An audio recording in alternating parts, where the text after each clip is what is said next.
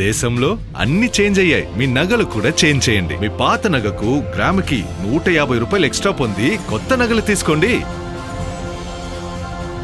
అదే తక్కువ తరుగుకు మీ లలితలో మాత్రమే.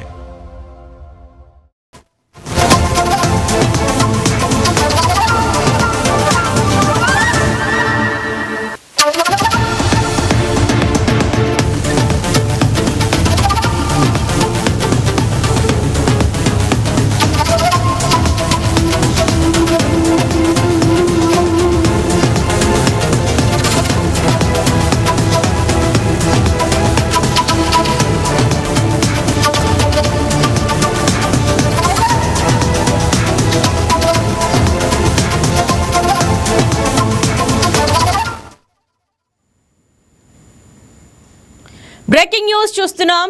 వాయువ్య బంగాళాఖాతం ఉత్తర ఒడిశా బెంగాల్ తీరాల్లో అల్పపీడనం ఏర్పడింది. కోస్తాంధ్ర, తెలంగాణ, మహారాష్ట్ర వరకు ద్రోణి విస్తరించి ఉంది. దీని ప్రభావంతో ఏపీలో తేలికపాటి నుంచి మోస్తరు వర్షాలు కురిసే అవకాశం ఉన్నట్లు వాతావరణ శాఖ వెల్లడించింది. ఇవాళ శ్రీకాకుళం, విజయనగరం, మన్యం, అల్లూరి, కోనసీమ, ఉభయ గోదావరి, ఏలూరు జిల్లాల్లో మోస్తరు వర్షాలు కురిసే అవకాశం ఉంది. గంటకి 40 నుండి 50 కిలోమీటర్ల మేర వేగంతో ఈదురుగాలులు వీచే అవకాశం ఉంది.